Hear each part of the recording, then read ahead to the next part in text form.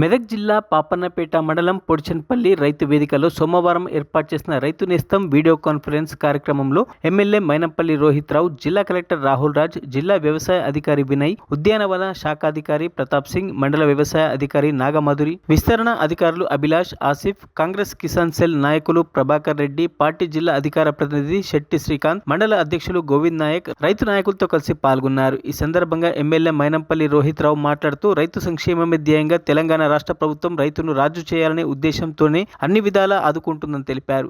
రైతాంగానికి భరోసా కల్పించడమే ప్రభుత్వ ధ్యేయమని ఈ సందర్భంగా వారు సూచించారు. జిల్లా కలెక్టర్ రాహుల్ రాజ్ మాట్లాడుతూ సుమారు 2 కోట్ల రూపాయల వ్యయంతో 57 రైతు వేదికల్లో వీడియో కాన్ఫరెన్స్ సిస్టమ్ ఏర్పాటు చేయడం జరిగిందని, రైతు నేస్తం రైతులను నేస్తమని, ప్రభుత్వ రైతాంగానికి అన్ని విధాలా ఆదుకుంటుందన్నారు. ఈ కార్యక్రమంలో ప్రజాప్రతినిధులు అధిక సంఖ్యలో రైతులు పాల్గొన్నారు.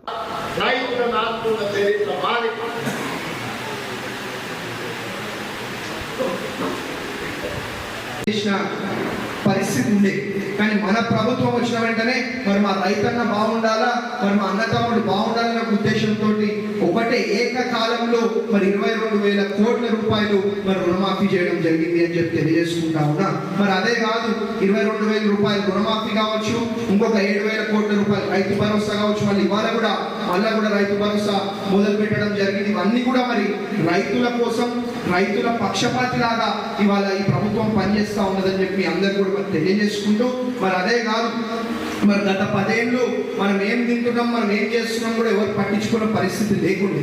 అట్లాంటిది మన ప్రభుత్వం వచ్చిన వెంటనే మన రైతులు కూడా సన్నబియ్యం పండించాలా, మన వాళ్ళు, మన పేద సోదరులు అందరూ కూడా సన్నబియ్యం తినాలనే ఒక ఉద్దేశంతో మరి వాళ్ళందరికీ కూడా మరి సన్నబియ్యం కూడా ఇస్తా ఉన్నాము అని చెప్పి తెలియజేసుకుంటా ఉన్నాం. వస్తలేదా మీకు సన్నబియ్యం? మాట్లాడుతూ ఉండే ఇప్పటి నుంచి వీడియో కాన్ఫరెన్సెస్ ఎంఆర్ఓస్ నుంచి, ఎంపీడీఓస్ నుంచి, కలెక్టరేట్ నుంచి తీసుకోవాలంటే కూడా మనం ఈ సెటప్ యూజ్ చేసుకోవచ్చు అనేసి కూడా నేను చెప్తా ఉన్నాను. సో ఇంకా మంచి ఉపయోగం ఏంటంటే ప్రతి ట్యూస్డే రోజు, మంగళవారం రోజు 10 గంటల నుంచి 11 గంటల వరకు ఆ ఎజెండా మనకి ముందే ఇస్తారు.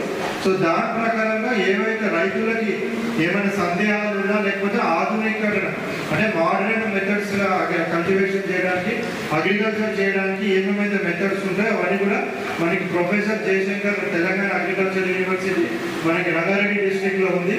అక్కడ వాళ్ళు అగ్రికల్చర్ సైంటిస్టులు ఉంటారు. సో ఆ వ్యవసాయ సైంటిస్టులు అందరూ కూడా వాళ్ళు రైతులతోని, మన రైతు వేదికలు ఉన్న రైతులతో కూడా మాట్లాడి వాళ్ళకి ఏమైనా డౌట్స్ ఉంటే కూడా వాళ్ళకి క్లారిఫై చేయడం, అదేవిధంగా మంచి మోడర్నైజ్డ్ మెథడ్స్ ఏ విధంగా మనం చేసుకుంటే సేంద్రియ వ్యవసాయం కానివ్వండి, అదర్ మెషిన్ యూజ్ చేస్తే కానివ్వండి, అవన్నీ చేసుకుంటే ఏ విధంగా మనకు అధిక దిగుబడి, అధిక లాభం వస్తుందో అవన్నీ మెథడ్స్ అంతా కూడా మనకి చెప్పడానికి బాగా యూజ్ అవుతుంది. మరిన్ని అప్డేట్స్ కోసం మా ఛానల్ని సబ్స్క్రైబ్ చేయండి.